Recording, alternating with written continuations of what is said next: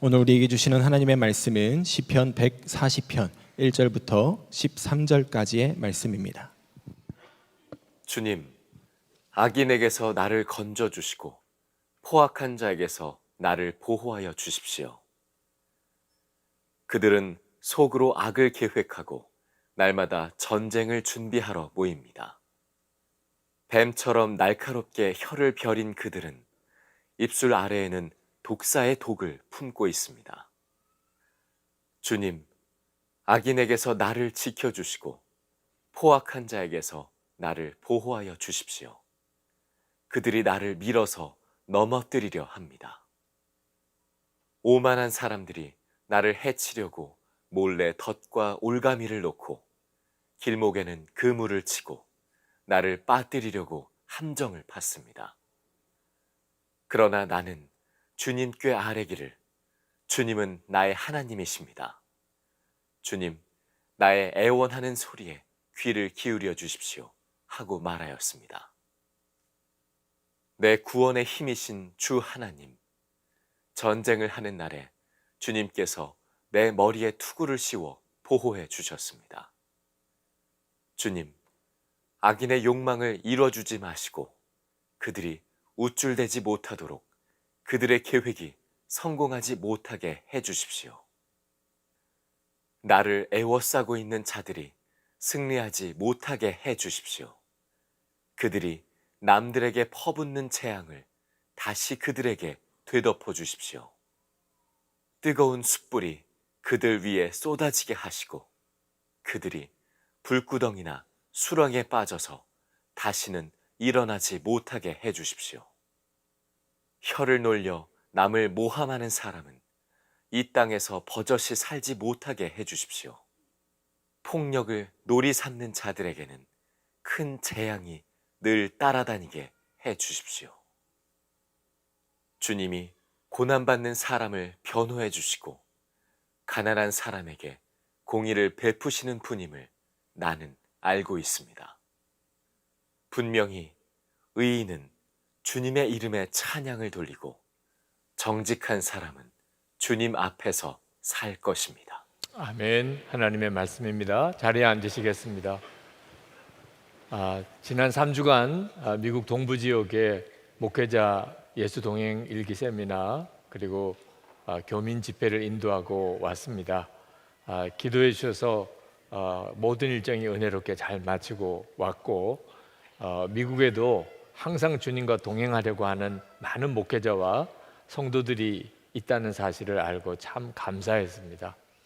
오늘도 하나님께 예배하는 여러분에게 하나님께서 이 세상에서 항상 주님과 동행하는 놀라운 은혜의 눈을 더욱 열어주시기를 축복합니다. 이 시편 140편은 다윗이 아주 악한 자가 자기를 해하려고 전쟁을 일으키려고 계획하고 있는 것에 대한 하나님을 향한 탄원의 시입니다.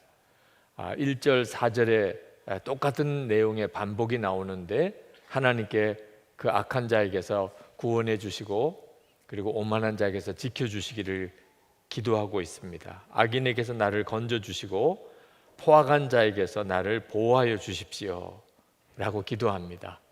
정말 다윗이 기도하는 그들은 대단히 악하고 포악한 자인 것을 2절부터 5절까지 말씀을 보면 알 수가 있습니다. 그들의 마음 속에는 늘 악한 계획뿐이고 날마다 전쟁을 준비하여 모이고 말 한마디 한마디에 독이 풍겨져 있고 상대방을 넘어뜨리려고 몰래 덫과 올가미를 놓고 길목에는 그물을 치고 함정을 파는 자들입니다.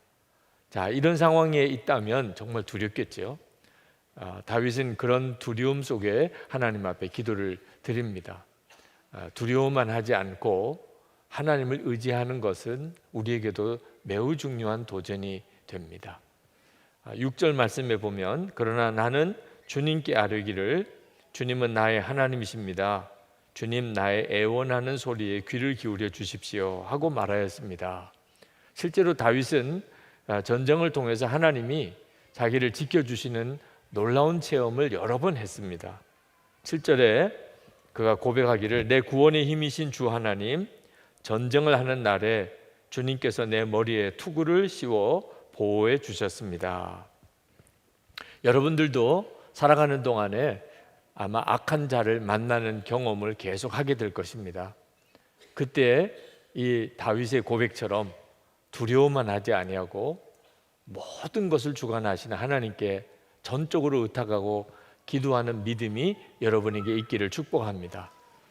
저는 오늘 이 시편 140편 중에서 마지막 13절 말씀을 주목해 보려고 합니다.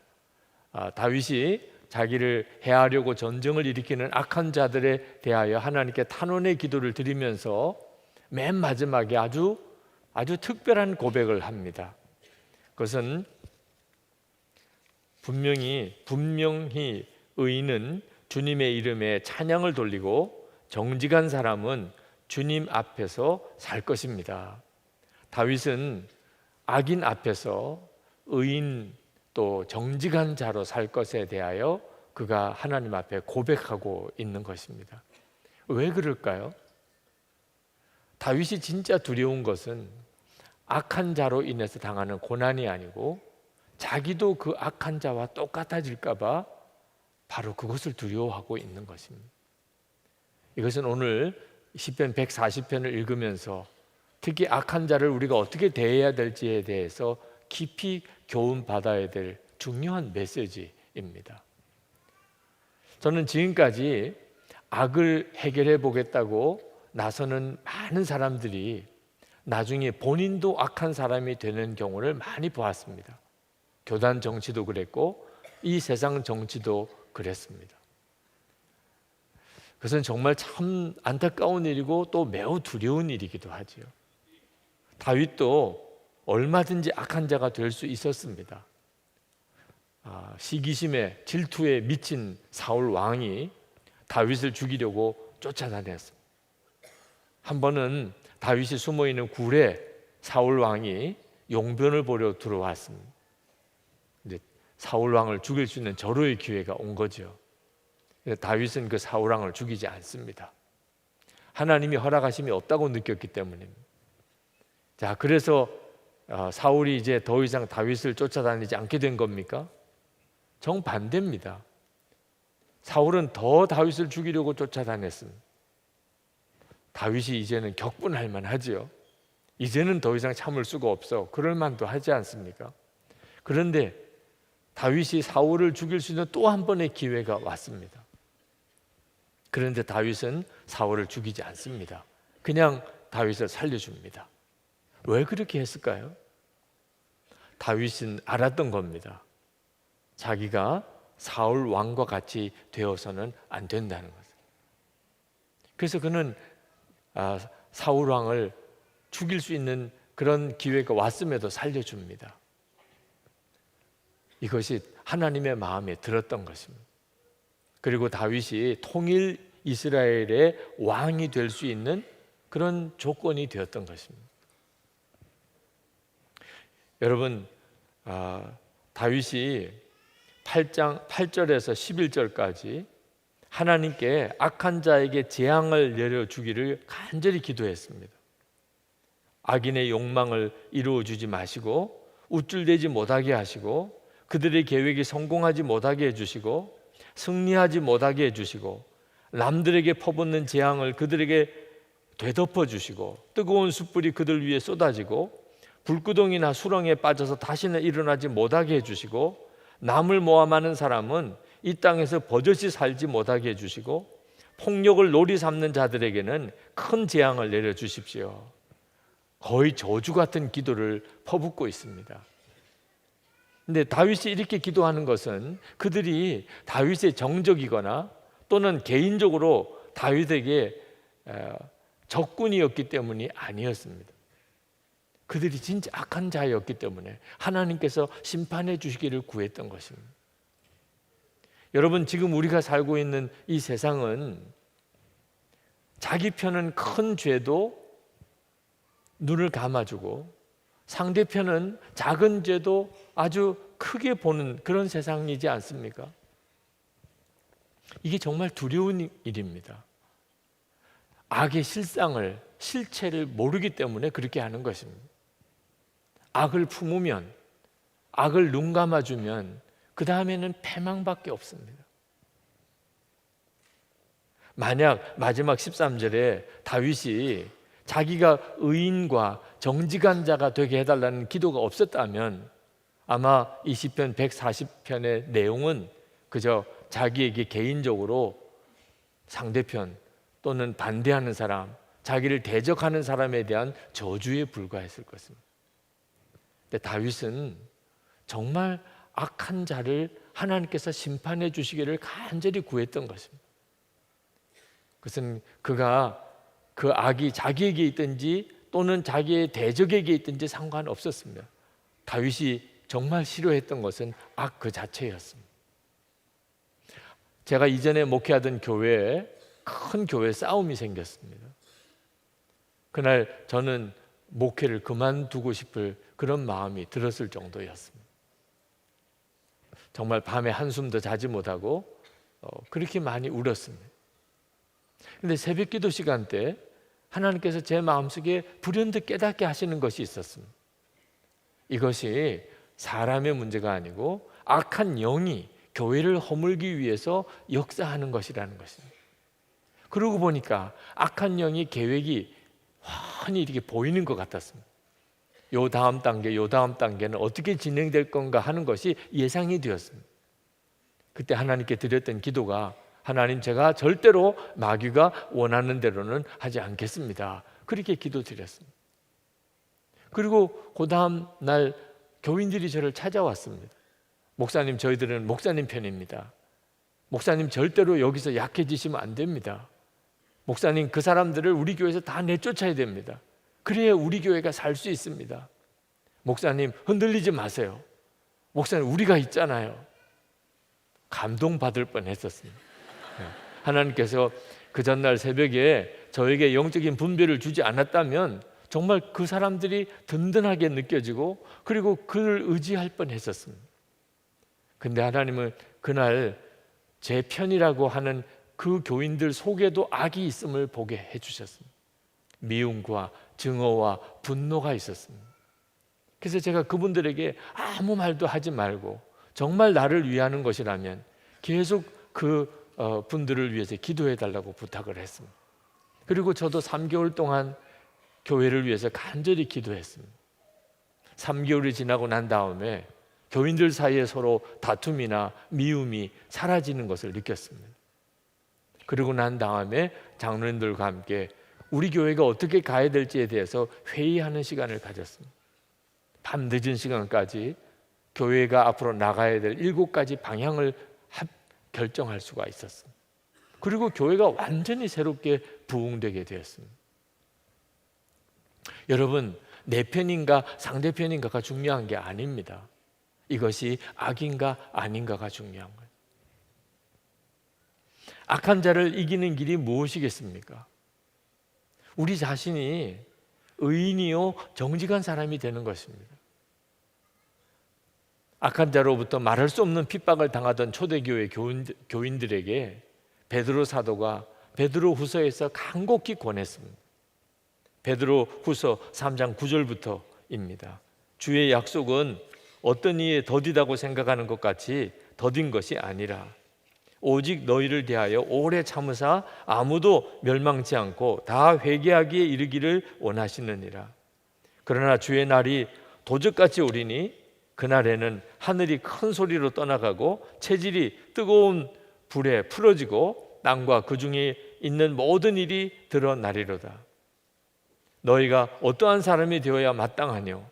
거룩한 행실과 경건함으로 하나님의 날이 임하기를 바라보고 간절히 사모하라. 그러므로 사랑하는 자들아, 너희가 이것을 바라보나니 주 앞에서 점도 없고 흠도 없이 평강 가운데서 나타나기를 힘쓰라. 이것이 악한 세상을 사는 성도에게 주시는 주님의 권면입니다. 여러분이 악한 사람들을 만났습니까? 그러면 정신 똑바로 차려야 합니다. 어떻게 해야 그 악한 자를 이길 수 있습니까? 우리 자신이 거룩하고 의롭고 정직한 자가 되는 것입니다. 그러려면 우리는 악한 자를 주목할 것이 아니고 주님을 바라보아야 됩니다. 우리가 바라보는 것에 의하여 우리의 마음이 빼앗기게 되기 때문에 그렇습니다. 악한 자를 주목하니까 우리 마음도 메말라지고 우리의 말과 생각과 행동이 거칠어지게 되는 것입니다. 어떤 분은 그렇게 말합니다. 나는 괜찮은 사람인데 환경 때문에 내가 이렇게 악해졌노라고. 여러분, 절대로 그것은 옳은 이야기가 아닙니다. 성경적인 이야기도 아닙니다. 우리는 분명히 환경에 영향을 받는 사람입니다. 그런데 무엇이 우리의 환경입니까? 우리가 만나는 악한 사람이 우리의 환경입니까? 우리 안에 거하시는 예수 그리스도가 우리의 환경입니까? 여러분 한번 대답해 보시기 바랍니다. 무엇이 지금 여러분에게 가장 놀라운 환경입니까? 우리 안에 거하시는 예수 그리스도이십니다. 우리가 예수 그리스도를 주목하지 않으면 우리는 우리 자신도 모르는 사이에 악한 자를 닮아가게 되어버립니다.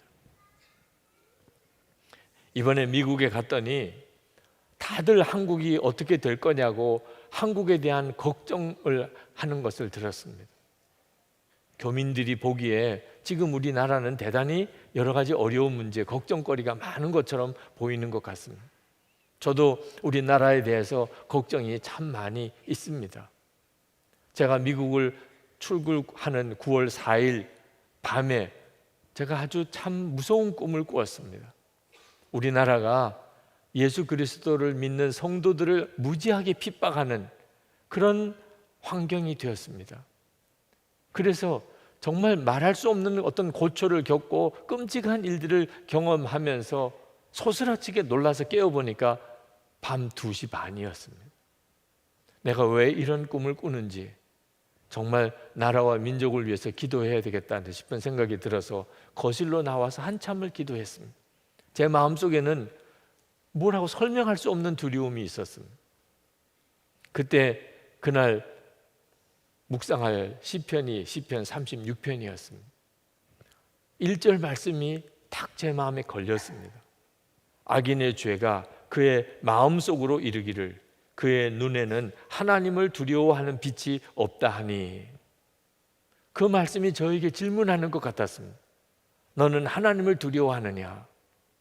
하나님께서 저에게 물으시는 것 같았습니다. 너는 고난이 두려우냐? 하나님이 두려우냐? 제가 진짜 두려워해야 될 것은 고난이 아니었습니다. 하나님이었습니다. 그 사실을 깨닫고 난 다음에 비로소 마음이 편안해졌습니다. 고난이 뭐가 두려운가? 두려운 것은 하나님이지. 성도 여러분, 주님께서 너희는 세상의 빛이라고 했습니다. 우리 모두는 세상의 빛입니다. 여러분, 빛이 세상의 어두움을 두려워합니까? 그런 빛이 어디 있습니까? 세상이 어둡다면 빛이 빛을 발하면 되는 것이죠. 도대체 이 세상에 빛이 되는 사람은 어떤 사람입니까? 나는 죽고 예수로 사는 사람입니다. 그 사람이 세상의 빛입니다. 예수님이, 빛이신 예수님이 그 사람을 통해서 드러나는 것이지 않습니까? 오직 사랑만 하며 사는 사람입니다. 항상 기뻐하고 쉬지 않고 기도하고 범사에 감사하는 사람입니다. 24시간 주님과 동행하며 주님을 바라보며 사는 사람입니다. 그 사람이 의로운 사람이죠. 그러면 정직한 사람이죠. 여러분, 세상이 악하다고 말하지만 그래서 우리 예수 믿는 성도들에게 사명이 있는 것입니다. 우리가 빛으로 사는 거죠. 여러분, 악한 자를 이기려면 고난이 축복임을 믿을 수 있어야 합니다. 이번에 미국에 가서 교민 집회를 하고 목회자 세미나를 했는데 그때 나눈 내용은 우리가 늘 나누는 내용입니다. 우리 마음에 예수 그리스도가 계시고 우리가 그 주님을 항상 바라보기 위해서 매일 일기를 쓰면서 주님과 동행하고 그리고 성도들끼리 마음을 열고 그렇게 지내자고 그렇게 도전했습니다.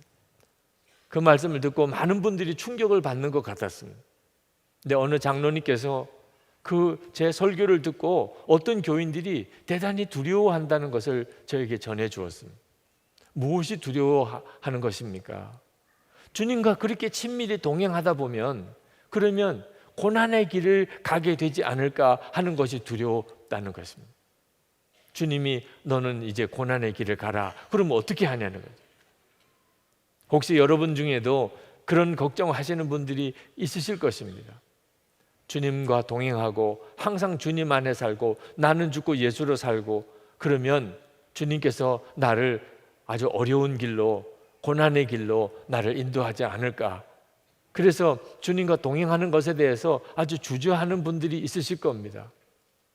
여러분, 진짜 두려워해야 될 것이 무엇인지 바로 아셔야 됩니다. 무엇이 정말 두려운 것입니까? 고난도 피하고 사명도 외면하고 편안하고 좋은 길만 찾아 살다가 갑자기 주님 앞에 서게 되는 것입니다. 그것이 얼마나 두려운 것인지 여러분 아십니까? 좀처럼 깨닫기 어려운 일이지만 고통보다도 더 두려운 것은 쾌락입니다. 라비 제커라이어스가 오직 예수라는 책에서 서구 사회의 피폐로 몰아간 것은 고통이 아니라 쾌락의 바다에서 의미가 익사했기 때문이다 라고 말을 했습니다. 정말 그렇습니다. 여러분, 삶이 왜 무의미합니까? 왜 혼란스럽습니까? 시련과 고통 속에 있을 때 그런 무의미함이 오지 않습니다. 힘들고 어려울 때는 오히려 더 살아갈 의욕이 생기게 됩니다. 진짜 삶이 무의미해지고 삶을 끝내버리는 극단적인 선택을 하는 경우는 그렇게 쾌락을 추구해서 살았는데 그 쾌락 자체에서도 아무런 재미가 느껴지지 않고 그리고 아무런 의미를 발견할 수 없게 되는 순간에 그는 더 이상 살아갈 힘이 없어지게 되는 것입니다. 그래서 부족함이 전혀 없어 보이는 사람이 스스로 삶에 포기하는 경우를 우리가 흔히 보게 되는 것입니다. 안타깝게도 대부분의 그리스도인들이 고생하지 않는 삶, 편안한 삶, 고난은 겪지 않는 삶, 눈에 보기에 좋은 거, 그런 것만 추구하고 삽니다. 여러분들은 그렇게 되지 않게 되기를 바랍니다.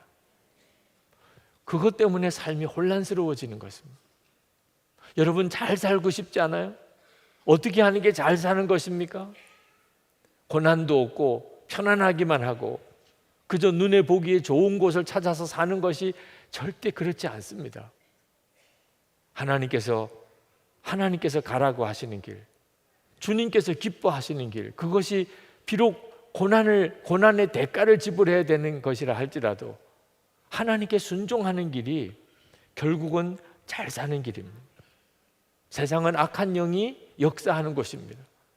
그러므로 하나님을 진짜 믿는 사람, 하나님을 사랑하는 사람, 주님을 바라보는 사람은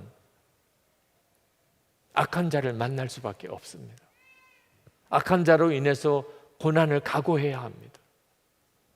근데 여러분, 그 고난이 사실은 그 어떤 것과도 비교할 수 없는 영광이 있는 길이라는 것을 여러분이 꼭 알아야 합니다. 로마서 8장 18절에 현재 우리가 겪는 고난은 장차 우리에게 나타날 영광에 견주면 아무것도 아니라고 나는 생각합니다. 정말 그렇습니다. 우리가 이 세상 사는 동안에 하나님의 말씀대로 살면서 고난을 겪어야 한다면 그것은 오히려 기쁜 일인 것입니다. 우리가 하나님의 자녀라고 하는 부인할 수 없는 증거이기 때문에 그렇습니다. 이것을 다윗이 알았기 때문에 다윗은 고난받는 자의 편이다, 하나님은 고난받는 자의 편이라고 고백했습니다. 12절에 주님이 고난받는 사람을 변호해 주시고 가난한 사람에게 공의를 베푸시는 분임을 나는 알고 있습니다. 중국 교회가 얼마 전까지만 해도 자유의 바람을 타고 아주 교회들이 크게 성장했었습니다. 그때 중국 교회 지도자 몇 분이 저희 교회를 찾아왔습니다. 그러면서 24시간 예수님과 동행하면서 매일 일기를 쓰는 이 일에 대하여 아주 대단한 관심을 가지고 그들에게도 그것을 가르쳐 달라고 그렇게 요청을 해왔습니다. 그래서 중국어로 예수님의 사람 또는 예수님과 동행하는 일기에 대한 모든 교재가 다 번역이 되었습니다. 그때 그 중국 교회 지도자들이 저에게 했던 말이 있었습니다. 중국 교회가 급성장하고 또 교인이 많이 늘어나는 것에 대해서 그들은 대단히 걱정을 하고 있었습니다. 목사님, 고난이 없을 때가 더 두렵습니다. 너무 편안하여 주님을 바라보기 어렵기 때문입니다. 고난의 때에 중국 교인들에게 주님을 바라봅시다 강조할 필요가 없었습니다. 주님을 바라보지 않고는 하루도 살 수 없었기 때문입니다. 그런데 지금은 주님 바라보기가 참 어려워졌습니다. 그런데 지금 중국의 교회에 다시 고난의 시절이 왔습니다. 저는 중국 교회에 대해서 참 걱정스러운 마음이 많이 들었습니다. 그런데 그분들이 저에게 또 이렇게 이야기를 했습니다. 목사님, 오히려 잘된 일입니다. 아주 잘된 일입니다. 중국 교회가 정결해지기 위한 기회입니다. 중국 교회의 DNA 4개가 있는데 말씀과 기도 그리고 전도와 고난입니다. 그러므로 이런 고난으로 우리가 주님을 더 바라보고 더 주님께 나아가게 되기 때문에 오히려 잘된 일입니다. 그렇게 대답했습니다. 우리는 악한 자로 인해서 당하는 고난을 대단히 고통스러워하고 싫어합니다. 근데 이젠 생각을 바꿔야 합니다. 우리가 사는 세상이 진짜 정말 악한 세상이라면 하나님의 자녀들은 고난을 당하지 않을 수가 없습니다. 여러분이 그 일에 대해서 마음의 준비를 해야 합니다. 우리가 진짜 두려워해야 될 것은 악한 자가 아닙니다. 우리가 악한 자와 똑같이 닮아가는 것입니다. 이것이야말로 정말 두려운 일입니다. 하나님께서 가장 우리에게 경고하시는 말씀입니다. 세상이 악할 때, 우리 주변에 악한 자가 있을 때, 그때 우리는 예수님을 바라보는 일에 더욱 힘써야 합니다. 그렇지 않으면 악한 자와 닮아가는 일을 막을 방법이 없습니다. 사랑하는 성도 여러분, 쉽지 않은 삶을 살아가는 때에 우리가 지금 있습니다. 그때 하나님의 자녀와 그렇지 않은 자녀들이 구별됩니다. 주님과 늘 동행하면서 악한 세상 가운데 정말 빛의 자녀로, 의로운 자로, 정직한 자로 서시게 되기를 축복합니다. 이제 우리 같이 기도하시겠습니다. 여러분, 여러분의 삶 속에서 힘들고 어려운 문제들이 부딪혀 올 때 여러분 마음으로 하나님께 간절히 기도하시기 바랍니다. 악한 자의 문제는 하나님께 맡기시기 바랍니다. 여러분 자신이 의로운 자요 정직한 자로 설 수 있게 되기를 기도하시기 바랍니다. 오직 주 예수님만 주목해 보시기를 바랍니다. 이 시간 다 같이 기도하겠습니다. 오늘 우리에게 주시는 하나님의 말씀은 시편 137편 1절에서 9절까지의 말씀입니다. 우리가 바빌론의 강변 곳곳에 앉아서 시온을 생각하면서 울었다. 그 강변 버드나무 가지에 우리의 수금을 걸어두었더니 우리를 사로잡아 온 자들이 거기에서 우리에게 노래를 청하고 우리를 짓밟아 끌고 온 자들이 저희들 흥을 돋우어 주기를 요구하며 시온의 노래 한 가락을 저희들을 위해 불러보라고 하는구나. 우리가 어찌 이방 땅에서 주님의 노래를 부를 수 있으랴. 예루살렘아, 내가 너를 잊는다면 내 오른손아, 너는 말라 비틀어져 버려라. 내가 너를 기억하지 않는다면 내가 너 예루살렘을 내가 가장 기뻐하는 것보다도 더 기뻐하지 않는다면 내 혀야, 너는 내 입천장에 붙어버려라. 주님, 예루살렘이 무너지던 그날에 에돔 사람이 하던 말, 헐어버려라, 헐어버려라, 그 기초가 드러나도록 헐어버려라 하던 그 말을 기억하여 주십시오. 멸망할 바빌론 도성아, 내가 우리에게 입힌 해를 그대로 너에게 되갚는 사람에게 복이 있을 것이다. 내 어린 아이들을 바위에다가 메어치는 사람에게 복이 있을 것이다. 오늘 우리가 강력하게 하나님께 찬양을 드렸습니다. 우리 주일 4부 예배 찬양은 참 유명해졌습니다. 생각해 보면 좀 이상한 일이기도 합니다. 예배드리면 항상 찬양을 그렇게 하게 되어 있습니다. 마치 정해놓은 순서처럼. 사실 찬양이 없는 예배는 생각할 수도 없습니다. 우리가 하나님 앞에 나와 예배한다면 반드시 찬양을 합니다. 심지어 장례식 예배 때도 찬양을 합니다. 사람에 따라서는 찬양할 형편이 아닌 사람도 있을 수 있겠고, 또 찬양할 기분이 아닌 경우도 있잖아요. 그런데 왜 예배 때마다 꼭 찬양을 해야 하는 거죠? 그 말은 마땅히 우리가 어떤 상황에서도 하나님께 찬양해야 한다는 것이고, 또 우리가 하나님 앞에 찬양할 때 그때 하늘의 문이 열리고 우리의 심령에 하나님의 은혜가 부어지는 통로가 생기게 된다는 뜻입니다. 그래서 오늘도 하나님께 나와 예배하는 주님을 사랑하는 여러분들 안에 여러분의 형편과 처지가 어떠하든지 주님을 향한 찬양이 끊어지지 않게 되기를 축복합니다. 이 시편 137편은 찬양을 그쳤다는 것처럼 들려지는 시편입니다. 이스라엘 백성이 예루살렘에서 바벨론으로 포로로 잡혀가서 그 드렸던 탄식의 눈물의 기도가 이 시편 137편입니다. 그들은 바벨론에 가서 아침에 일어나서 바벨론 강변에 앉아서 울었다고 그랬습니다. 시온을 생각하며 울었다는 것. 그들에게도 악기가 있었는데 더 이상 노래를 부를 수 있는 그런 마음도 아니고 형편도 아니어서 버드나무 가지에다가 악기는 그냥 걸어두었습니다. 쓸 일이 없으니까. 그런데 그걸 보고 바벨론 사람들이 그 악기를 보고 그 악기를 연주해서 너희들이 그 시온에 있을 때 부르던 노래 한 가락 한번 해봐. 노래 부를 줄 아는 사람 있잖아. 한번 해봐. 노래를 시키더라는 겁니다. 단호하게 거절을 했습니다. 4절에 보면 우리가 어찌 이방 땅에서 주님의 노래를 부를 수 있으랴.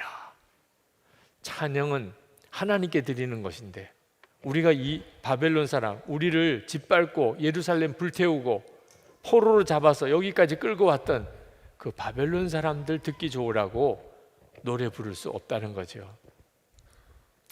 그들은 비록 몸은 바벨론의 포로로 와 있지만 마음은 예루살렘에 있었습니다. 5절, 6절 말씀이 참 우리의 가슴을 칩니다. 예루살렘아, 내가 너를 잊는다면 내 오른손아 너는 말라 비틀어져 버려라. 내가 너를 기억하지 않는다면, 내가 너 예루살렘을 내가 가장 기뻐하는 것보다도 더 기뻐하지 않는다면 내 혀야 너는 내 입천장에 붙어버려라. 그 포로로 잡혀온 이스라엘 백성의 심정이 어떠한지를 구구절절 느끼게 해주는 구절입니다. 그들이 바벨론에 갔을 때 아마 깜짝 놀랐을 겁니다. 당대에 가장 찬란한 문명을 꽃피우던 나라입니다. 엄청난 건물들, 그리고 정말 거대한 신상과 신전들, 그리고 그 운하를 비롯해서 상상이 안 되는 그런 발달한 문명들을 이스라엘 포로들은 가서 보았을 겁니다. 그러나 그들은 그 모든 바벨론의 문명보다도 예루살렘을 더 사랑했습니다. 어떻게 보면 바벨론의 문명에 비하면 너무너무 초라한 예루살렘입니다. 신전의 크기만 비교해도 바벨론의 신전과 예루살렘 성전은 차이가 엄청납니다. 우선 예루살렘 성전에는 아무런 신상이 없습니다. 그러나 하나님의 임재를 상징하는 예루살렘을 그들은 잊을 수가 없다고 그랬습니다. 만약에 우리가 바벨론에 와서 이 화려하고 엄청난 바벨론 문명의 현혹이 되어서 예루살렘을 잊어버린다면 우리 팔이 말라 비틀어져 버리는 게 차라리 낫겠다. 만약에 우리가 이 바벨론을 더 좋아하게 된다면 입천장에 입술이 들러붙어서 말 한마디 할 수 없는 자가 될 것이라. 대단한 각오죠. 7절 8절에 보면 그들이 예루살렘이 불타고 그리고 포로로 끌려 그 먼 길을 바벨론까지 왔던 그 혹독한 고통의 순간을 영원히 잊지 않겠다고 말합니다. 그리고 하나님께 이 원수를 갚아달라. 이 원수를 반드시 하나님이 갚아달라고 기도합니다. 바벨론이 이스라엘 백성들을 포로로 잡아왔을지는 모르지만 그 마음만큼은 빼앗을 수 없었던 것이죠. 하나님에 대한 신앙만큼은 뺏을 수가 없었던 것입니다. 자, 하나님은 우리에게 왜 이 시편 137편을 읽게 하셨을까요? 우리도 똑같은 형편이기 때문에 그렇습니다. 바벨론에 끌려왔던 이스라엘의 포로들이, 그들이 비록 바벨론에 왔지만 바벨론을 노래할 수는 없었습니다. 그들은 예루살렘을 절대 잊을 수가 없었습니다. 우리도 똑같은 형편에서 삽니다. 실제로 우리가 세상에 사는 동안에 세상이 우리를 아주 강권하여 포로로 잡아서, 그리고 자기들에게 절하게 만들고, 그리고 바벨론을 노래하게 만드는 것 같은 일을 우리도 겪습니다. 일제시대 때 일본 귀신을 섬기는 신사를 참배하게 했습니다. 우리 기독교회에는 말도 안 되는 거죠. 그런데도 교회에 강요했습니다. 그걸 거부해서 순교한 그런 목사님들도 계셨지만, 그때 안타깝고 부끄러운 일은 한국 교회가 교회 전체 공적인 입장으로 신사 참배는 우상 숭배가 아니다, 그렇게 결정을 하고는 신사 참배를 했던 아픈 기억이 있습니다. 공산치하 잠깐 거쳐갔던 그 지역에서도 총불이 들이대고 하나님을 믿을 거냐 안 믿을 거냐, 그렇게 세상을 숭배하고 노래하게 그런 강요하는 일을 우리가 겪었습니다. 지금은 그와 같은 일은 없는 것 같지만 우리가 사는 이 세상은 기본적으로 하나님을 부정하는 세상, 하나님의 말씀인 성경을 조롱하고 무시하는 세상, 우리가 다 우리의 삶의 현장에서 그 일을 겪습니다. 우리가 사는 이 세상은 영적으로 분명히 바벨론 세상입니다. 그리고 이 세상은 우리에게 끊임없이 바벨론을 노래하라, 우리에게 노래를 부르라고 우리에게 요구합니다. 세상을 얼마나 화려하고 또 얼마나 보기 좋은 것들이 많은지 잠깐 우리의 마음이 현혹되기도 합니다.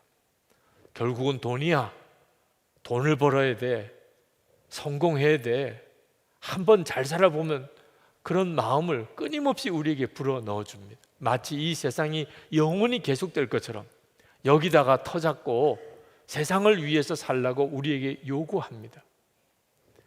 예수님을 믿는 우리들에게 있어서는 오늘 이 시편 137편의 시편 기자의 고백처럼 우리는 절대로 바벨론을 노래하지 않을 거야, 그 분명한 결단이 우리에게 있어야 합니다. 우리가 사는 이 세상 바벨론은 반드시 멸망하게 되어 있습니다. 시편 기자는 믿어지지 않는 고백을 합니다. 8절에 멸망할 바벨론 도성아, 그들이 바벨론에 와서 보았을 때 그들이 본 바벨론은 멸망할 수 없는 나라였습니다. 그 거대한 건물들과 그 화려한 문명, 그 막강한 군사력, 도대체 누가 바벨론을 무너뜨릴 수 있겠느냐 말입니다. 지금은 흔적도 찾아볼 수가 없습니다. 고고학자들이 겨우 그 옛날에 바벨론의 흔적을 그 땅속 깊은 곳에서 발견하고는 깜짝 놀랄 정도입니다. 근데 그 바벨론이 실제로 무너졌습니다. 이미 이스라엘 포로들은 멸망할 바벨론 도성이라고 했습니다. 믿음인 거죠. 하나님이 살아계시니 바벨론이 영원할 수가 없다는 겁니다. 그리고 바벨론은 그렇게 무너졌습니다. 영적으로 지금 우리가 살고 있는 이 세상도 성경은 바벨론이라고 말합니다.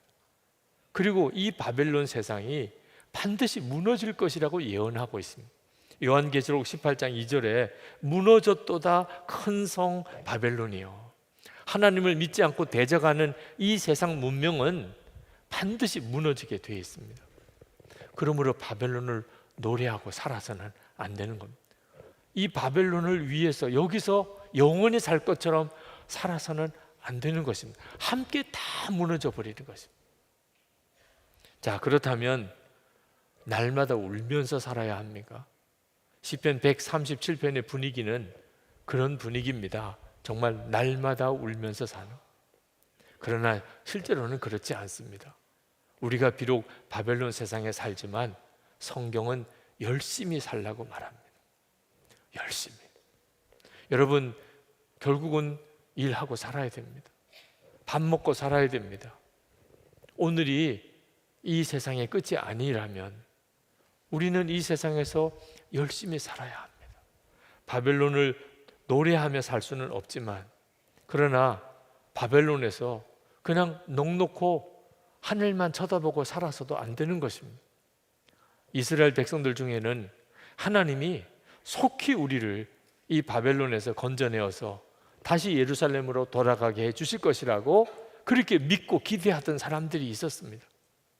그러나 하나님께서는 선지자를 통하여 너희들이 이 바벨론 땅에서 거기서 아이 낳고 거기서 농사 짓고 거기서 든든히 집 짓고 그렇게 살으라고 말씀합니다. 이스라엘 백성들에게는 엄청난 충격이었습니다. 아니, 하나님이 왜 이렇게 말씀하시나? 우리를 빨리 예루살렘으로 돌아가게 하시지 왜 바벨론에서 터잡고 살으라는 건가?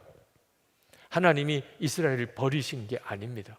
하나님의 계획은 이스라엘을 향하여 재앙이 아니고 평안이었습니다. 예레미야 29장 11절에 보면 여호와의 말씀이니라 너희를 향한 나의 생각을 내가 아나니 평안이요 재앙이 아니니라 너희에게 미래와 희망을 주는 것이니라. 아니, 그렇다면 빨리 속히 우리를 예루살렘으로 돌아가게 해주셔야 되잖아요. 하나님께서 이스라엘 백성을 바벨론 포로가 되게 하신 것은 까닭이 있으셨습니다.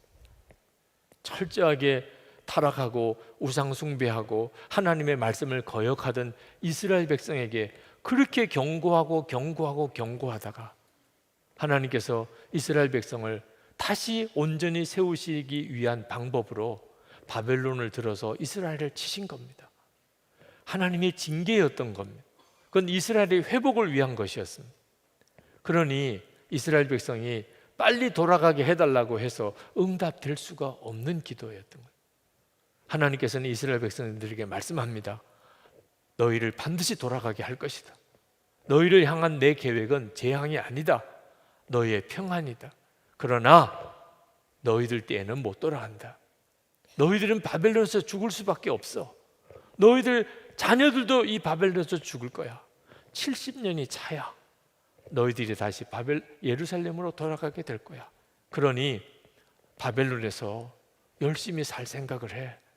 여기서 결혼하고 여기서 애 낳고 여기서 든든히 집 짓고 그렇게 살아. 그렇게 말씀하시는 거예요. 여러분, 우리가 이 세상에 살 때도 하나님은 우리에게 동일하게 말씀하시는 것을 알아야 합니다. 우리에게는 하나님의 나라가 이미 시작이 되어 있습니다. 예수님은 재림에 오시겠다고 그렇게 약속하셨습니다. 그러나 오늘 하나님이 우리가 아침에 눈을 뜨게 하셨다면 그러면 여기서 살아야 하는 것입니다. 하나님을 믿지 않는 사람들보다 더 성실하게, 더 열심히, 더 모범적으로 살아야 하는 겁니다. 바벨론을 위해서 세상을 노래하면서 살아서는 안 되지만, 그러나 우리에게 주어진 하루하루 우리의 삶의 현장에서 최선을 다해서 살아야 하는 겁니다. 아니, 무슨 낙으로 삽니까?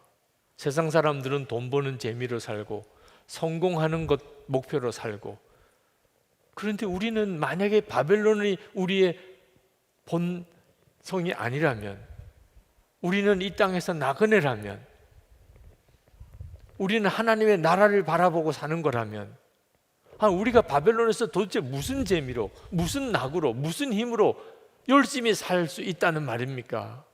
질문할 수밖에 없습니다. 성경은 우리에게 그 답을 말씀해 주고 있습니다. 우리가 바벨론을 노래할 수는 없지만 우리와 함께 계시는 주님을 바라보고 노래하고 그렇게 살게 하신 것입니다.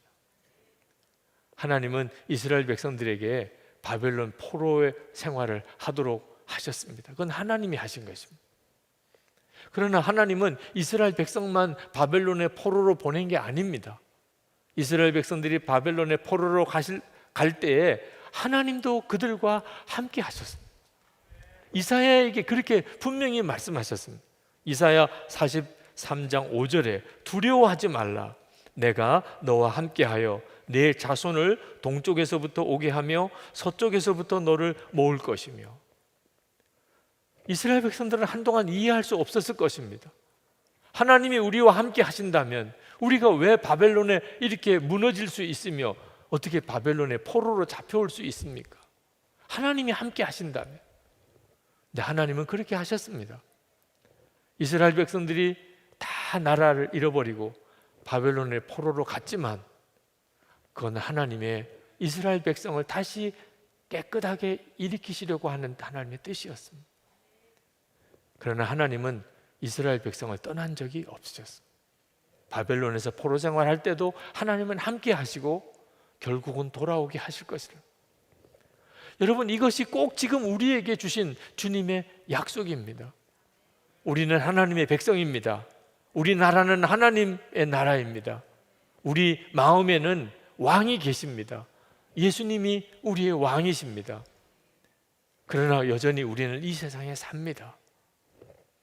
그러나 우리 혼자만 남겨두지 않으셨습니다. 분명히 약속하셨습니다. 마태복음 28장 20절에 볼지어다 내가 세상 끝날까지 너희와 항상 함께 있으리라. 그러므로 사랑하는 여러분, 우리가 이 세상 살아가는 동안에 반드시 놓치지 않아야 되고 반드시 체험해야 되고 그리고 바라보아야 되는 분이 주님이십니다.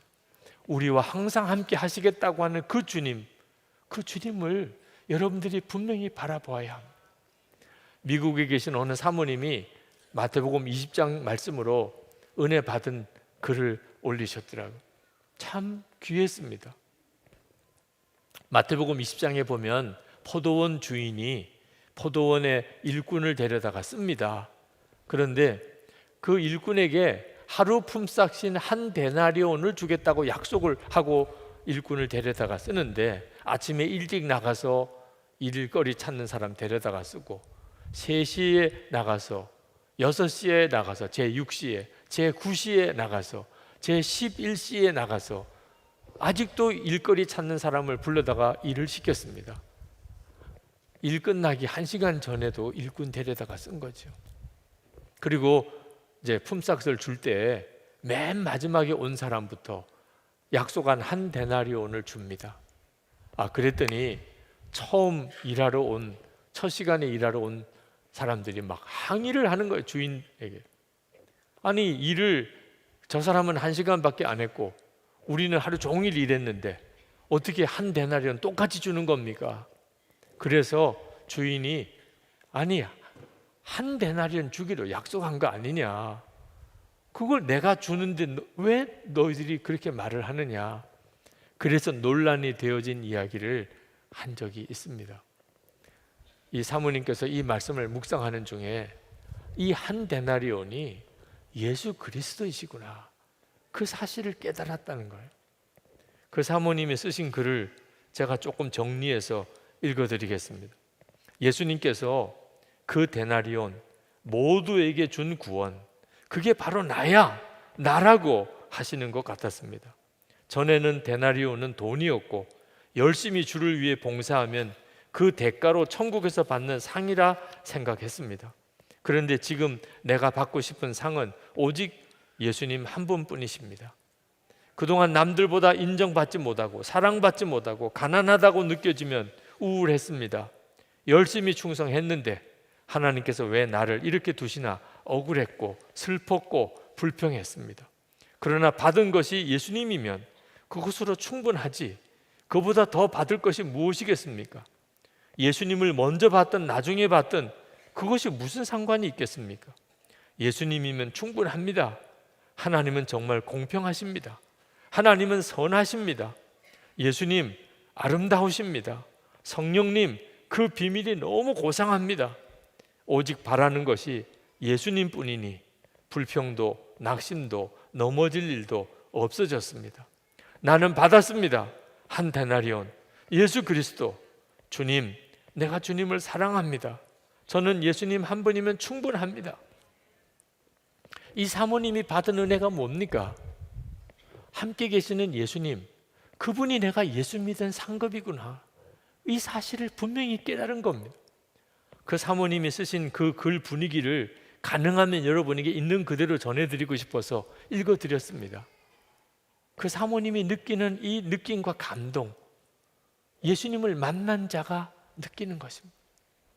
그저 듣고 아는 것이 아니고 정말 나와 함께 계시는 예수님을 바라보는 눈이 뜨인 사람은 그 처지와 형편이 어떠하든지 그는 노래할 수 있는 것입니다. 우리가 이 바벨론 같은 세상에 살지만 우리가 노래할 수 있는, 열심히 살 수 있는 힘 어디서 오는 겁니까? 우리와 함께 계시는 예수님 때문입니다. 바벨론 세상에서 살았지만 울고불고만 살지 않았던 다니엘이라고 있습니다. 하나님이 함께 계심을 분명히 알았기 때문에 다니엘은 하루에 3번 기도했습니다. 그는 틀림없이 기도할 때마다 울었을 겁니다. 예루살렘을 생각하면서, 그리고 포로된 동족들을 생각하면서 어찌 울지 않았겠습니까? 그러나 그는 울고만 살지 않았습니다. 바벨론, 그리고 페르시아, 그리고 메대, 3나라에 걸쳐서 그는 계속 총리로 일했습니다. 탁월한 사람이었습니다. 하나님이 함께 계시는 것을 그 바벨론에서도 분명히 바라볼 수 있었기 때문입니다.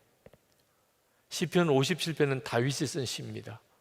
다윗이 사울 왕에게 쫓겨서 짐승들이 사는 굴 속에서 지낼 때 썼던 시입니다.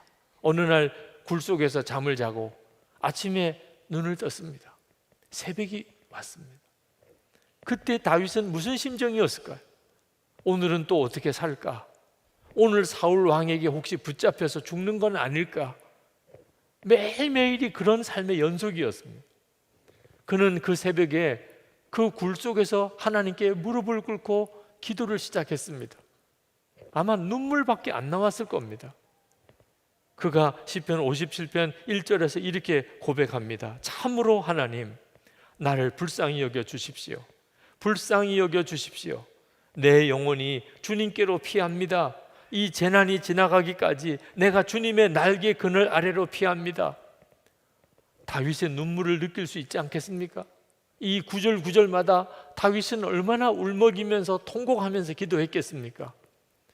그때 그 다윗의 기도 제목은 살려달라는 겁니다. 그런데 기도 분위기가 확 바뀝니다. 7절에 가면 이렇게 바뀝니다. 하나님, 나는 내 마음을 정했습니다. 나는 내 마음을 확실히 정했습니다. 내가 가락에 맞추어 노래를 부르겠습니다. 내 영혼아 깨어나라. 검은 고야 수금아 깨어나라. 내가 새벽을 깨우렸다. 주님, 내가 만민 가운데서 주님께 감사를 드리며 문 나라 가운데서 노래를 불러 주님을 찬양하렵니다. 아니, 굴 속에서 다윗의 기도가 확 바뀌어버립니다. 주님을 바라보게 되니까, 그곳에서도 함께 하시는 주님을 바라보게 되니까 분위기가 완전히 달라져 버린 것입니다. 이것이 바로 지금 예수님을 믿는 성도의 신앙생활입니다. 세상을 바라보면 탄식밖에 안 나옴, 나 자신을 보면 눈물밖에 안 나옴. 근데 나와 함께 계시는 주님을 묵상하면 찬송이 터져나옴. 울 일이 너무 많습니다. 듣는 뉴스들마다 정말 눈물 없이 들을 수가 없는 답답한 현실입니다. 이러다가 우울증 걸리지 않나 모르겠습니다. 그런데 주님을 바라보는 눈이 뜨인 사람은, 예수님과 정말 동행하는 믿음을 가진 사람은 탄식으로 기도하고 눈물로 기도하고 두려움으로 기도를 시작했다 하더라도 그렇게 끝날 수가 없습니다. 반드시 찬송으로 끝나. 1시간 기도를 하자고 하는 이유가 거기에 있습니다. 힘들어요, 죽겠어요, 답답해요, 살려주세요. 그것도 기도입니다. 그런데 그런 기도로만 하나님께서 영광 받으실 수 없습니다. 주님이 역사할 수 없습니다. 여러분 한번 작정을 하고 기도를 1시간씩 한번 해보시기 바랍니다. 말씀을 읽고, 그리고 찬양을 하고, 그리고 주님을 바라보고, 그렇게 기도의 시간을 한번 가져보시기 바랍니다. 다 경험하게 됩니다. 다윗의 기도를 다 경험하게 됩니다. 눈물로 기도를 시작했다가 찬송으로 끝나고 노래로 끝나는 거예요. 거기에 능력이 있는 거예요. 성도의 삶에 능력이 있는 것입니다. 영국의 어느 목사님이 스코틀랜드에 집회를 갔다가 묵었던 여관에서 그 주방에서 일하는 아주 작은 어린 소녀를 보고 기도를 가르쳤습니다. 이제부터 기도할 때 주님, 저 자신을 볼 수 있게 해주세요. 그렇게 너 기도해 보거라. 그리고 이제 집회 여정을 끝내고 그 여관에 다시 며칠 뒤에 묵었는데 여관 주인이 엄청난 불평을 하는 겁니다. 그때 목사님이 그 우리 아이에게 뭐라고 얘기했는지 모르지만 아주 아이가 완전히 그냥 다 버렸다는. 왜 그렇습니까? 계속 울기만 하고 그냥 울고불고, 그래서 도무지 일을 제대로 할 수가 없을 정도라는. 그래서 목사님이 그 아이를 다시 불렀습니다. 내가 너에게 기도를 하나 더 가르치겠다. 이제부터는 너가 기도할 때 주님을 나에게 보여주세요. 당신을 나에게 보여주세요. 그렇게 너 기도해 보거라. 그리고는 떠났죠. 세월이 흘렀습니다. 어느 집회 때 어느 젊은 여인이 나와서 인사를 하더래요. 목사님, 저 모르세요. 아무리 생각해도 잘 기억이 나지 않는 사람이었습니다.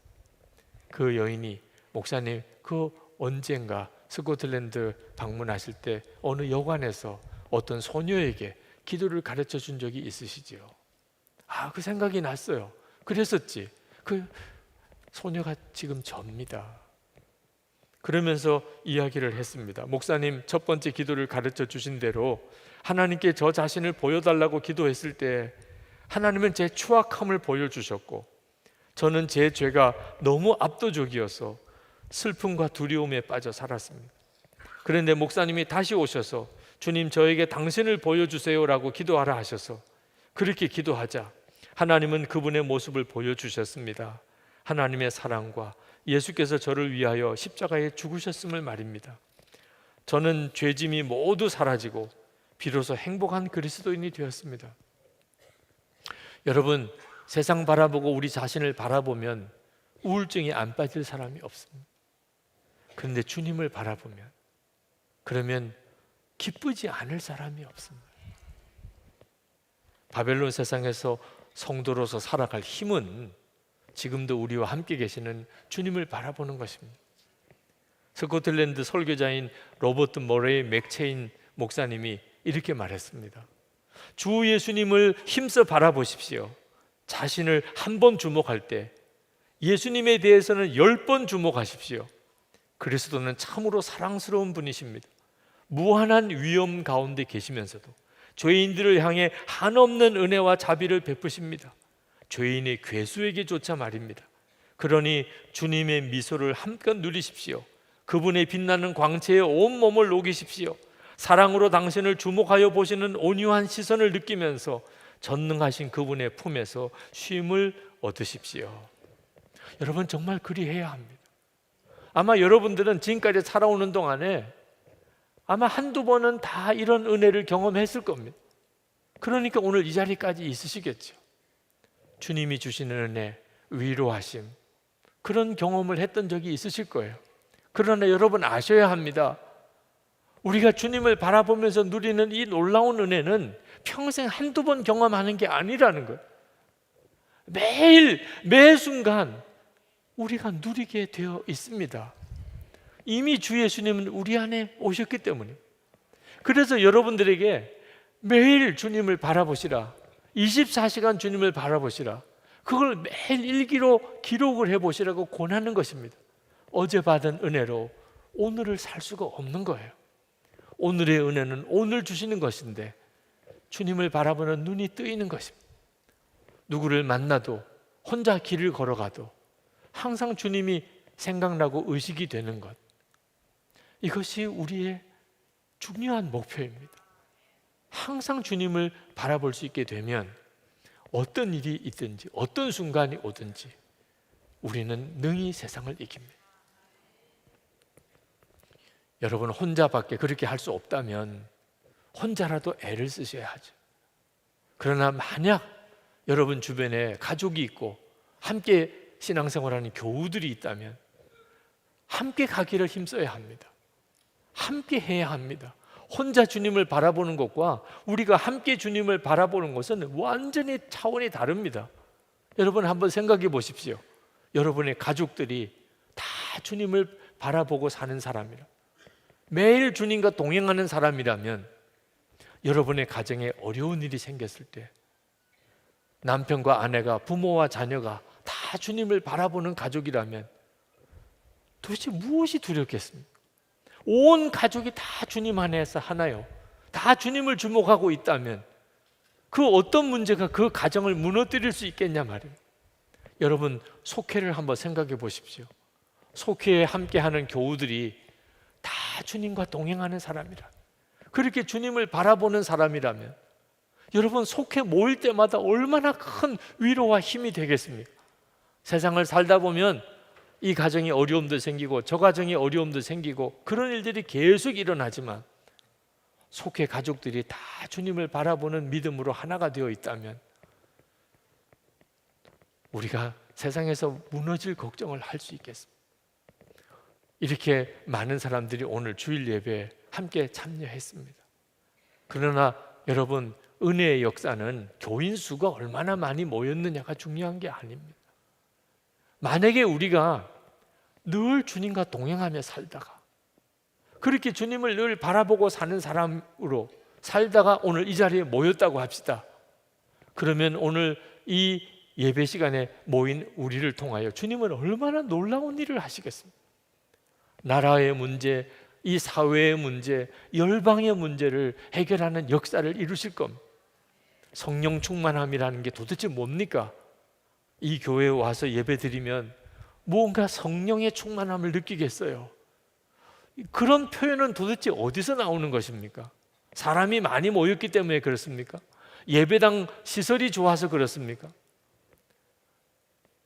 함께 참여한 사람들이 다 주님을 바라보고 늘 주님과 동행하는 사람들이 모였다면 거기서 우리는 뭐라고 설명할 수 없는 성령의 역사를 경험하게 되는 겁니다. 그래서 여러분에게 매일 주님과 동행하시라고 그렇게 일기도 써보시라고 권해드리는 거예요. 나라가 많이 어렵다고들 말합니다. 저는 우리 기독교인들은 가장 큰 애국자라고 생각합니다. 예수를 안 믿는 사람은 화를 낼 만한 말일 수도 있겠지만 저는 그렇게 믿습니다. 예수 믿는 사람은 애국자입니다. 왜? 하나님이 사랑하시는 자니까. 하나님이 사랑하는 자가 있으면 그 나라를 하나님이 사랑하지 않을 수가 없죠. 여러분 자녀들이 군에 가면 여러분은 우리나라 국방을 위해서 기도 안 하겠습니까? 내 아이가 군에 가 있는데 여러분 자녀가 어느 나라에 어디 무슨 봉사를 하러 가거나 선교를 하러 갔다면 그 나라는 여러분의 기도 제목이 되잖아요. 하나님이 사랑하는 자가 있다면 그러면 그 나라는 하나님이 지키시는 거예요. 그냥 명목상으로만 예수 믿는 게 아니고 주님과 정말 동행하는 사람, 그 마음이 중심에 예수님이 계시고 그 주님을 바라보는 믿음을 가지고 있는 그런 성도들이 애국자지요. 하나님이 그 나라를 포기하실 수가 없는 거죠. 이번 주간에 여러분에게 어떤 일이 일어날지 모릅니다. 이미 큰 어려움이 있는 분도 있으실 거예요. 우리가 할 수 있는 일이 뭡니까? 주님을 바라보는 것입니다. 주님이 우리 안에 믿음을 일으키십니다. 생각을 바꾸십니다. 눈물을 흘리고 기도해야 될 일이 있습니다. 그건 반드시 그때는 그렇게 해야죠. 그러나 항상 울고만 지내게 하지 않으십니다. 우리 안에 오신 주님은 우리에게 노래하라고 하십니다. 찬양하라고 하십니다. 그 자체가 어떤 때는 믿어지지가 않습니다. 그러나 반드시 하나님께서 그 역사와 열매를 보여주십니다. 이제 우리 같이 기도하겠습니다. 여러분 자신의 처지도 쉬운 일이 아니고 지금 우리나라도 만만치 않은 어려움에 처해져 있지만 주님은 지금도 살아계시고 우리와 함께 계십니다. 세상을 바라보면 눈물밖에 나지 않지만 주님을 바라보면 찬송이 터져 나옵니다. 주여 제 눈을 열어 주를 보게 하소서. 우리의 가족이 우리 교회 식구들이 다 주를 바라보는 자가 되게 해주소서. 하나님께서 계획하신 일을 이루소서. 통성으로 기도하겠습니다. 오늘 우리에게 주신 하나님의 말씀은 시편 133편 1절에서 3절 말씀입니다. 그 얼마나 아름답고 즐거운가. 형제 자매가 어울려서 함께 사는 모습. 머리 위에 부은 보배로운 기름이 수염, 곧 아론의 수염을 타고 흘러서 그 옷깃까지 흘러내림 같고 헤르몬의 이슬이 시온산에 내림과 같구나. 주님께서 그곳에서 복을 약속하셨으니 그 복은 곧 영생이다. 사람이 아주 다툼의 어떤 깊은 상처를 가지고 있거나 또는 전쟁을 겪었거나 이런 아픔이 있는 사람은 이 화평함에 대한 갈망이 있게 마련입니다. 저에게 있어서는 교회 안에서 성도들이 화평하게 지내는 것에 대한 간절한 갈망과 소원이 저에게는 있습니다. 그것은 제가 어릴 때부터 교회에서 자라면서 그렇게 교인들이 많이 싸우는 것을 보고 그것을 통해서 겪는 아픔들, 두려움들, 그로 인한 너무나 비참한 결과들을 보았기 때문에 그렇습니다. 저는 목회하면 절대로 싸우는 교회는 되지 않아야 되겠다. 그게 제 마음의 소원이기도 했습니다. 그런데 실제로 목회하면서 그렇게 교회 안에 싸움이 없기를 바랬지만 싸움은 여전히 계속되는 것을 보면서 그렇게 마음이 안타까울 수가 없었습니다. 우리 속에 있는 이 죄의 본성이 우리가 이렇게 함께 모였을 때는 자꾸 서로 갈등하고 다투게 만드는 모양입니다. 가족도 그렇고 교회도 거기에서 벗어나지를 못하는 것 같습니다. 어떤 때는 옳고 그른 것을 따지기 위해서, 어떤 때는 정말 잘해보자는 뜻으로, 어떤 때는 마음에 든다 안 든다 하는 문제로 그렇게 끊임없이 여러 유형의 갈등들이 교회 안에 일어나는 겁니다. 그런데 정말 마음이 안타까운 것은 싸우는 게 문제가 아니고 싸워도 되는 줄 아는 겁니다. 싸워도 되는 줄 아는, 잘해보자고 싸우는 거니까. 이게 정말 기가 막힌 것입니다. 하나님께서 왜 우리에게 교회 공동체를 주셨는지 몰라도 한참 모르는 것입니다. 그리고 그 분열하고 다투는 게 얼마나 무서운 마귀의 역사인지, 그 결과가 얼마나 끔찍한 것인지를 모르니까 잘해보자고 싸우고 마음에 안 든다고 싸우고 그리고 옳고 그런 거 따지자고 싸우는 것입니다. 이 시편 113편은 저에게 아주 특별한 감동이 됩니다. 그런 점에서 그렇습니다. 다윗의 시편입니다. 다윗이 성도들이 함께 어울려 지내는 것이 하나님 보시기에 얼마나 아름다운가, 그 아주 짧은 간단한 고백입니다. 이 시편 가지고 순례의 길을 떠났던 순례자들이 함께 순례의 길을 떠나 함께 가는 동료들을 기뻐하며 축복하며 그러면서 노래 부르면서 갔던 시편입니다. 1절은 이렇게 시작을 합니다. 그 얼마나 아름답고 즐거운가, 형제 자매가 어울려서 함께 사는 모습. 여러분은 아마 잘 이해하기 어려울지 모르겠지만 저는 이 구절을 읽으면서 몇 번이고 가슴이 울컥하는, 몇 번 이 설교를 준비하면서 또 읽고 또 읽으면서 눈물을 지었는지도 모릅니다. 그렇지, 이것이 하나님의 계획인 걸, 이게 바로 우리를 교회로 모아주신 하나님의 뜻인 걸, 그렇게 고백을 했습니다. 여러분, 순례자들을 한번 생각해 보십시오.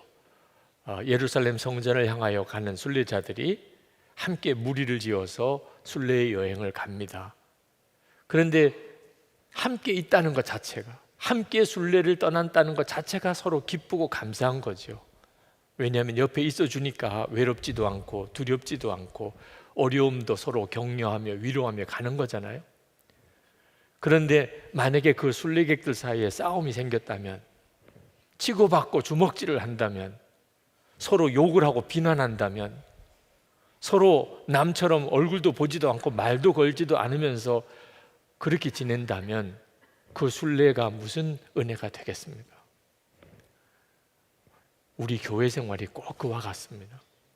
하나님께서 이 바벨론 세상에서 살아가는 우리들에게 천국을 경험하면서 이 세상에서도 하나님의 자녀답게 살 수 있는 힘을 주시려고 우리에게 주신 것이 교회 공동체입니다. 교회 공동체의 가장 중요한 하나님의 계획은 서로 함께 어울려 사랑하고 위로하고 서로 힘이 되어주는 하나된 화평한 공동체를 이루는 것입니다. 그게 하나님께서 우리에게 교회를 주신 까닭입니다. 사실 세상 살아가기가 만만치 않잖아요. 지난 한 주간도 나라도 쉽지 않았고 개인적으로도 어려움이 많았잖아요. 그런데 오늘 이렇게 함께 모여서 예배하면서 하나님이 우리에게 주시는 것은 하나님이 주시는 은혜도 있지만 함께 신앙생활하는 성도가 주는 위로가 있는 것입니다. 우리는 함께 지금 순례의 길을 떠나가는 겁니다. 그러므로 교회가 자랑스러운 것은 절대로 교인 수가 많은 것도 예배당이 큰 것도 그리고 좋은 프로그램들, 영적인 훈련을 위한 좋은 프로그램이 있는 것도 봉사를 많이 하는 것도 아닙니다. 교회의 가장 중요한 축복은 서로 화평한 것입니다. 공동체 안에 성도들 사이에 누리는 화평입니다. 잘하자고 싸우고 옳고 그른 거 따지자고 싸우면 그건 교회를 몰라도 너무 모르는 것입니다. 하나님의 마음을 얼마나 아프게 하는 것인지 그 결과가 얼마나 비참한지 모르는 것입니다. 여러분, 화목하고 하나된 교회를 통하여 하나님이 우리에게 어떤 복을 주시는 줄 아십니까? 2절 말씀에 보면 머리 위에 부은 보배로운 기름이 수염 곧 아론의 수염을 타고 흘러서 그 옷깃까지 흘러내린 같고, 아론이 제사장으로 기름 부음을 받을 때 이야기입니다. 머리에 기름을 부으니까 그 기름이 머리를 타고 수염을 타고 옷깃까지 흘러내리는 그 모습을 묘사하고 있습니다. 이 기름 부음을 받았다는 말은 거룩함의 상징입니다. 하나님의 임재하심의 상징입니다. 여러분, 교회의 거룩함은 무엇으로 알 수가 있는 거죠? 목사의 설교가 은혜로워서 거룩한 것입니까? 성도들이 기도를 많이 해서 거룩한 것입니까? 많은 교인들이 모였기 때문에 교회가 거룩한 것입니까? 예배당이 아주 경건하게 그렇게 예배할 수 있는 분위기로 지어져서 교회가 거룩한 것입니까? 아닙니다. 성도들이 화목한 것, 성도들이 화목한 모습을 가지고 지내는 것이, 그것이 바로 하나님의 임재고 거룩함입니다.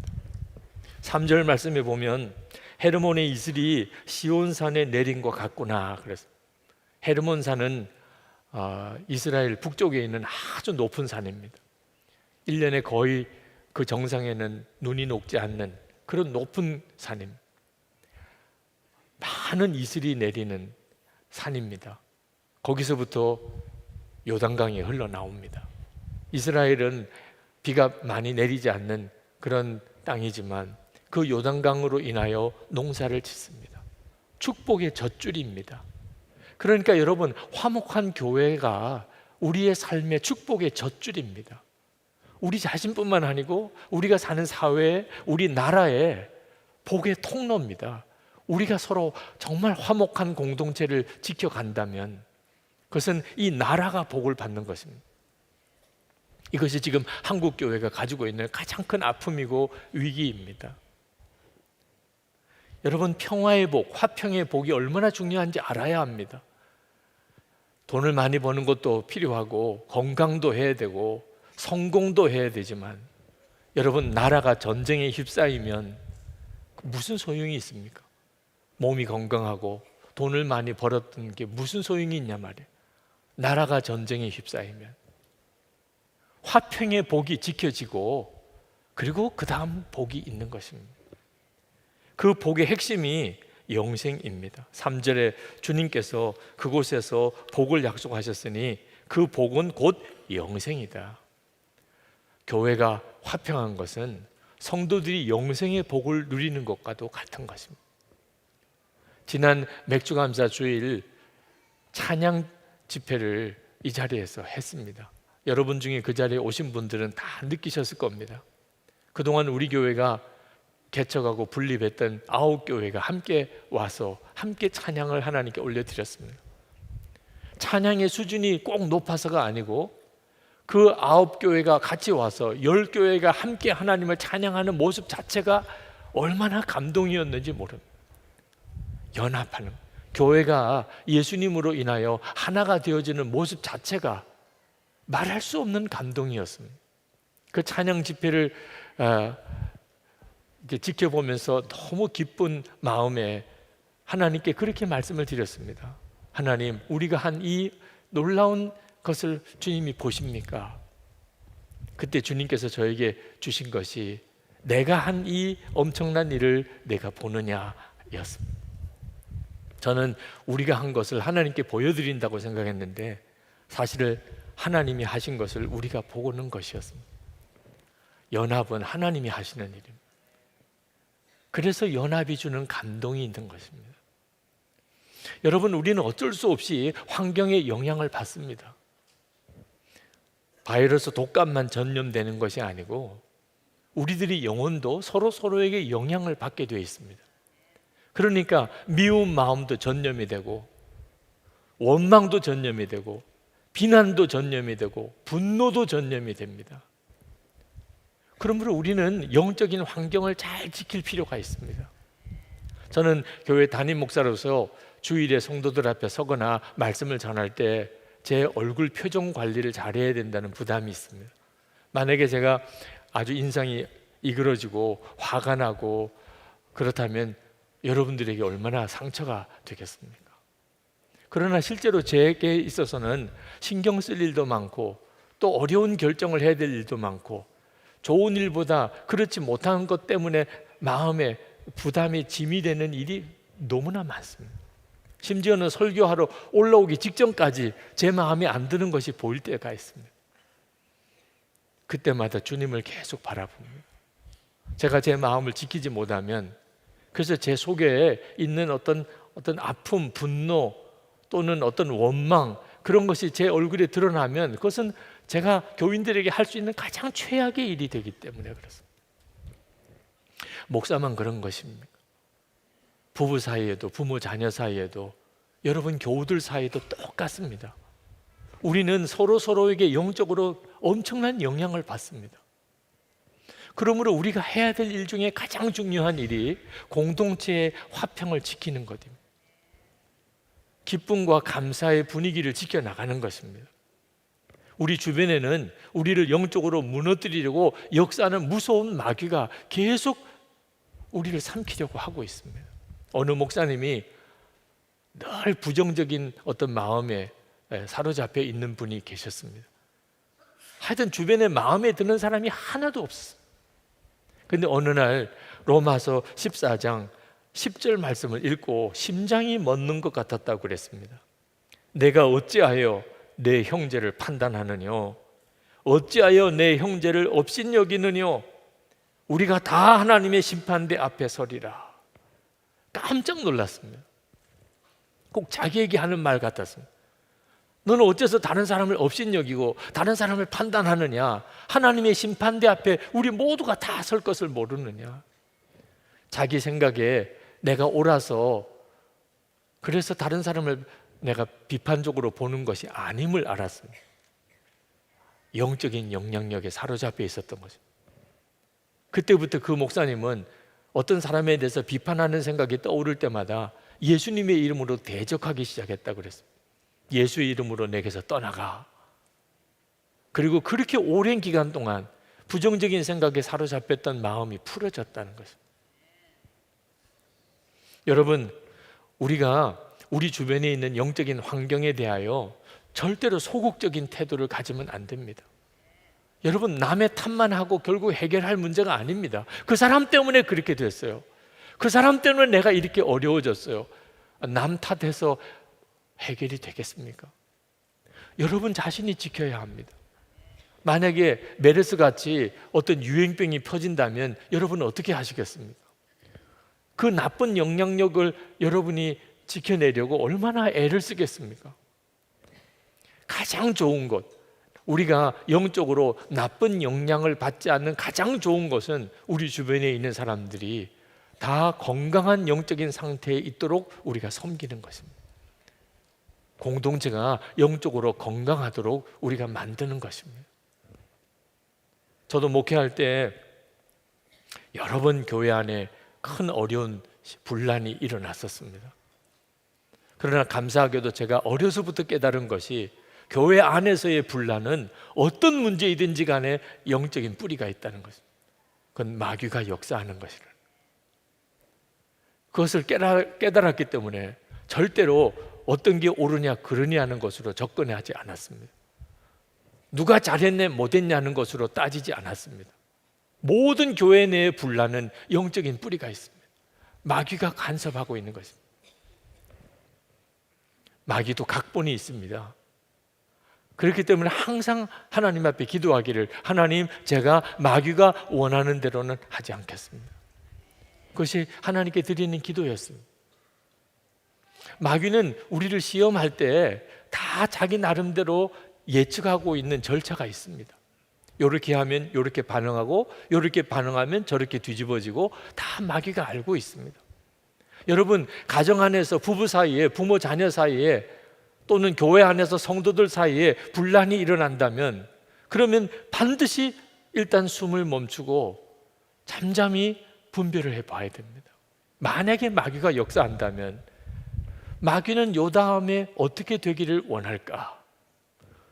여러분, 정말 생각해야 합니다. 눈에 보이지 않으니까 마귀가 역사하는지 안 하는지 알 길은 없지만, 마귀가 진짜 역사하는 거라면 요 다음에는 마귀가 뭘 원할까? 그러면 누구든지 다 알게 됩니다. 아, 요렇게 말하기를 원하겠구나, 요렇게 행동하게 되는 걸 원하겠구나. 그렇게 따라가면 반드시 마귀가 원하는 대로 집안 다 뒤집어지고 교회 다 망가집니다. 마귀가 원하는 대로는 하지 않을 거야. 억울하죠. 왜 내가 마귀가 원하는 대로 해요? 왜 마귀 각본대로 할 거예요? 나는 반대로 할 거야. 마귀가 예상하는 반대로 나는 갈 거야.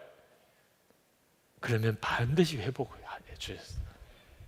가정도 교회도 회복 안 되는 경우를 본 적이 없어요.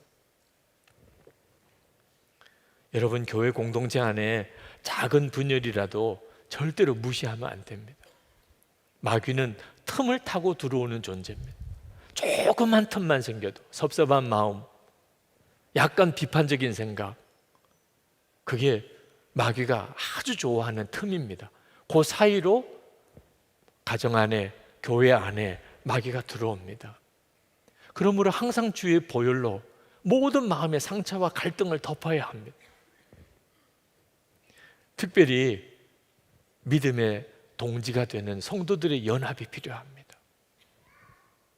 프랭크 루박 선교사가 주위 사람들에게 24시간 하나님을 보게 하려고 얼마나 애를 썼는지 모릅니다. 그리고 매일 일기를 쓰라고 그랬습니다. 그러면서 어느 책에 프랭크 루박 선교사가 자기가 왜 그렇게 했는지를 이야기를 했습니다. 자기 자신이 하나님을 바라보기 위해서, 항상 하나님을 바라보기 위해서. 내 주변에 있는 사람들이 다 항상 하나님을 바라보는 사람이면 내가 하나님을 바라보기가 너무 좋다는 거예요. 너무 쉽다는 거예요. 그런데 주변에 하나님을 바라보는 사람이 없으면 나도 하나님을 바라보기가 어려워진다는 거예요. 그래서 내가 늘 하나님을 바라보고 살기 위해서 주변에 있는 사람들이 다 하나님을 바라보도록 만들었다는 것입니다.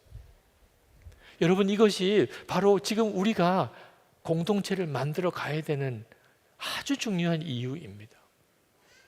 가족들이 그래야 되고, 교회 공동체, 성도들이 그런 공동체를 만들어야 합니다. 여러분, 좋은 배우자를 만나게 해달라고 기도하셨을 겁니다. 그래서 만나셨죠? 아닙니까?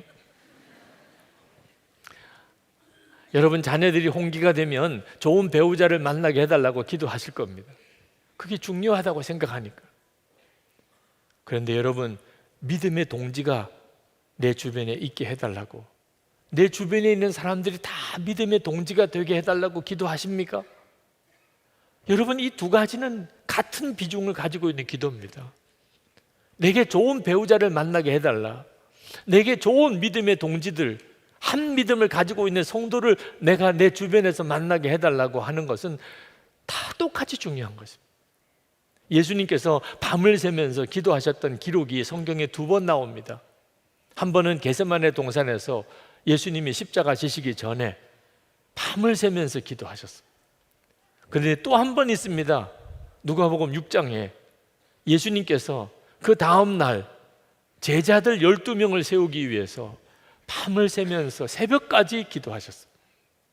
이제 누구와 도대체 3년 동안 그렇게 함께 그들을 제자로 세울 것인가? 사람을 세우는 일을 위해서. 여러분, 예수님도 그렇게 하셨다면 우리가 사람과 교제하는 일, 공동체와 하나가 되는 일을 위해서 우리도 진짜 기도를 해야 합니다.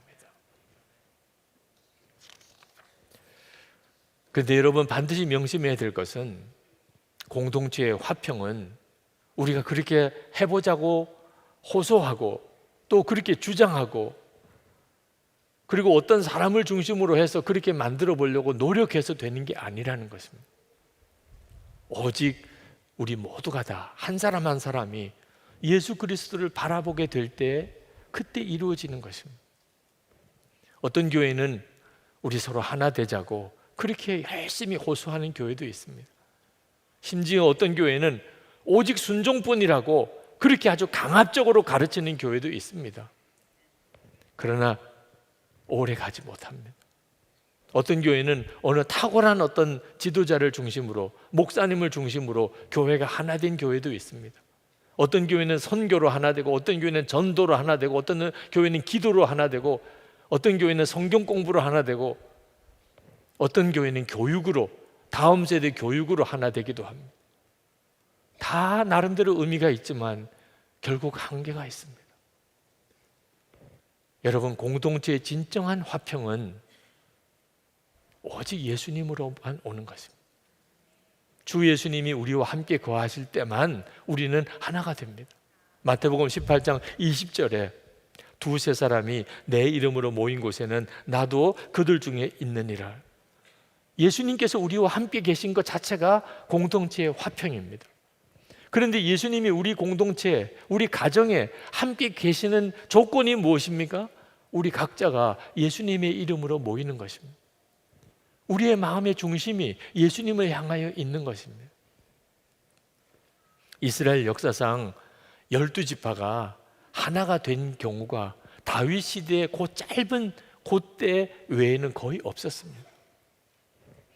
다윗이 아주 출중한 지도자였기 때문에 그렇습니까? 아닙니다. 다윗이 오직 하나님만 바라보는 사람이었기 때문에 다윗의 통치 시대에 이스라엘은 12지파가 하나가 되었었습니다. 사사시대 때부터 이스라엘 12지파는 좀처럼 하나 되지 못했고 계속 서로 싸우고 갈라졌습니다. 그들은 생각하기를 다른 족속들처럼 자기들에게 왕이 없기 때문에 우리가 하나 되지 못한다고 생각했습니다.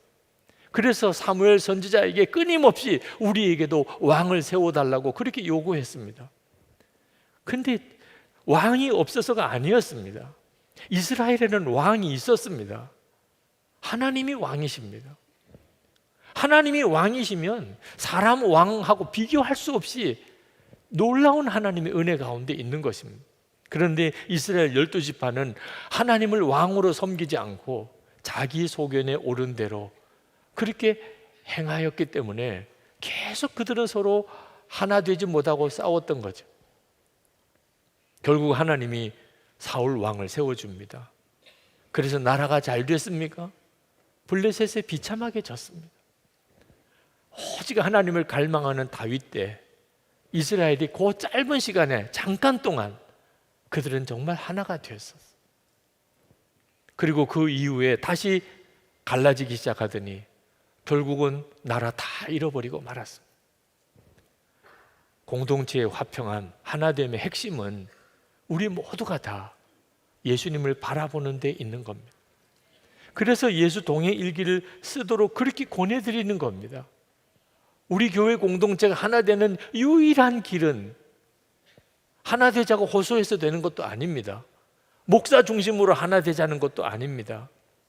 우리 모두가, 우리 교우들 한 사람 한 사람이 다 예수님을 바라보는 눈이 뜨일 때 기가 막힌 천국 공동체가 우리 가운데 이루어지게 됩니다. 주님을 바라보지 못하면 친한 사람들끼리만 더 친해지게 됩니다. 그래서 교회 안에는 계속 끼리끼리 공동체가 됩니다. 그러다가 그 친한 사람들끼리 또 서로 배신했다, 그럴 줄 몰랐다, 그러고는 원수처럼 갈라지게 됩니다. 여러분 경험해 보지 않았습니까? 우리를 하나 되게 만드실 수 있는 분은 부부 사이든 가족이 교우들 사이든 예수님밖에 없습니다.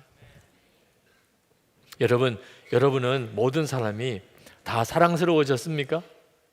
아유, 목사님, 저는 마음에 안 드는 사람 투성입니다. 근데 여러분, 예수님 안에서 다시 보시기 바랍니다. 마음에 안 드는 사람 투성이인 것 같아 보여도 예수님을 바라보는 눈을 뜨고 그리고 다시 보시기 바랍니다. 사람이 완전히 달라 보입니다. 어느 목사님이 나는 유기성 목사와 함께 여행하고 싶지 않아.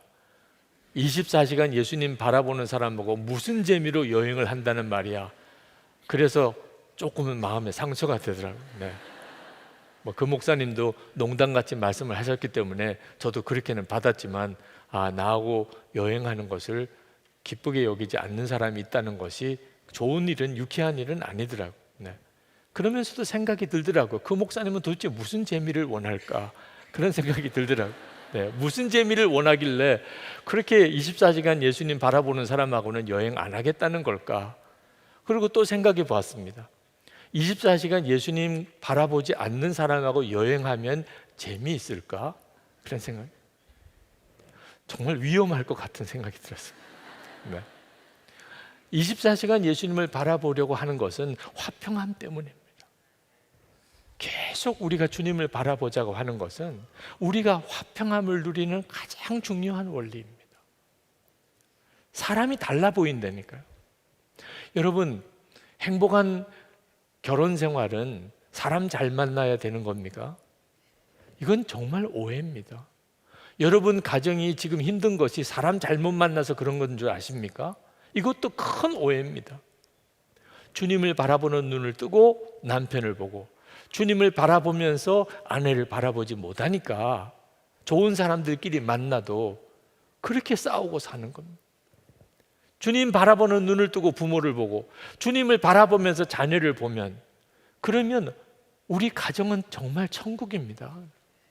교인도 마찬가지라니까요. 좋은 교인, 나쁜 교인이 따로 있는 줄 아십니까? 교인들 사이에 어떤 사람은 좀 부유하고 어떤 사람은 경제적으로 어려울 수 있습니다. 어떤 사람은 똑똑해서 공부를 많이 했고 어떤 사람은 그렇지 못한 사람도 있을 수 있습니다. 어떤 사람은 성공한 사람도 있고 어떤 사람은 실패한 사람도 있습니다. 좋은 교인, 나쁜 교인이 기준이 그런 것으로 따지는 겁니까? 예수님을 바라보는 사람이면 다 좋은 사람. 결국은 우리의 길 되시는 분은 예수님이십니다.